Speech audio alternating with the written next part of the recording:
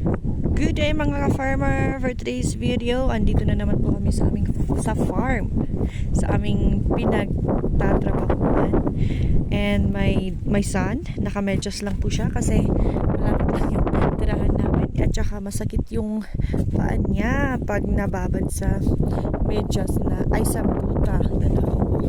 So for today, magtatanggal lang po kami ng damo. Magdadamo po kami ngayon. Yan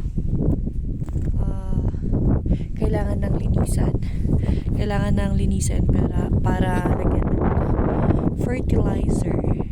So this is for our work for today. So ganyan lang po ang pagtanggal ng damo. Yan po. Kaya Sabado na ngayon, kaya walang pasok, kaya sinamahan ko po ang aking nanay. Ganyan lang po. Yan, para mamaya bukas, Sunday bukas, or mayang hapon, maglalagay po ng fertilizer. Sana nga po hindi masyadong malakas yung typhoon Nando para hindi naman sila kawawa. So ito naman, kakatanim lang kaya walang bulaklak. Kaya okay lang na maulan ngayon. Pero meron kasi siyang mga kasama doon, banda doon, flexible. Ganyan daw po. Doon po.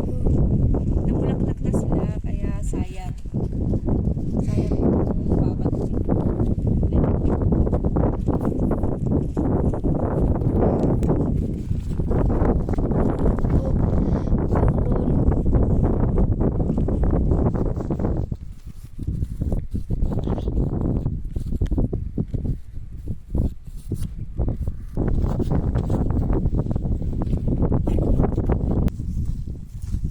Yan. Siya naman yung videohan ko para flex ko lang kung talagang nagdadamo siya. Nagtatanggal siya ng damo. So yan guys. Maganda itong ginagawa ng mga bata kasi parang lang, hindi masyadong hard, hindi masyadong mabigat. Kaya at least hindi sila mabibigla. Hindi sasakit yung mga likod, ganun.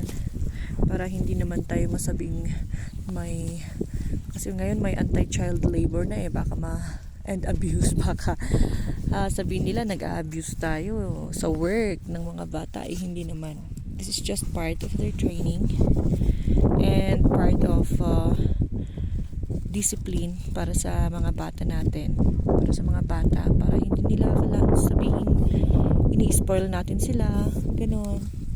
Tsaka maganda rin yung ganito, kaysa naman andun lang sila naglalaro rin lang din ng putik o kaya mga tubig, gano'n. And worst, sa mga may cellphone, nakatutok lang sila sa cellphone minsan. Kami kasi hindi namin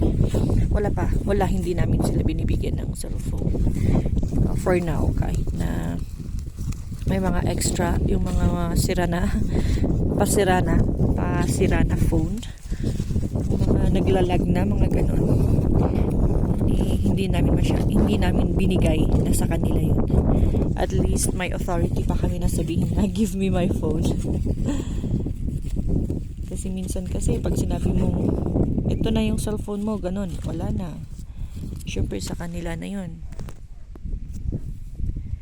Yan guys, kailangan pag magtatanggal yung damo, parang ganun muna, hawakan ng isang kamay yung yan, iganon para maprotektahan yung pananim, and then yung isang kamay naman ito, bubunutin niya para hindi mabubunot, para hindi maaksidenteng mabunot yung strawberry, yung tanim. Yan, medyo maganda yung panahon ngayon. Ngayon nga lang talaga umaraw ng ganito kasi nung nakaraan typhoon bagyong Mirasol, matagal-tagal na rin yun 3 days ata. Oo, parang 3 days. Tapos ngayon maganda naman na yung weather. Pero alam niyo, walang current, wala circular. Yung naglaba-laba ako ng marami kahapon. Tapos, hapon kasi yun eh. As in, parang paggabi na. Kaya i-spin ko sana ngayon. Walang kuryente. Kaya, wala. Sinampay ko na lang na hindi na spin. Hopefully, maano yung mga yun, matutuyo ng bukas. Kung ganito ang weather bukas, pwede. Natutuyo yung medyo makapal-kapal. Pwede siguro yun. Konting plancha lang, pwede na. So, ganun muna ang chika ko ngayon. Go. So, that's it. My chika for now. Itutuloy na namin to.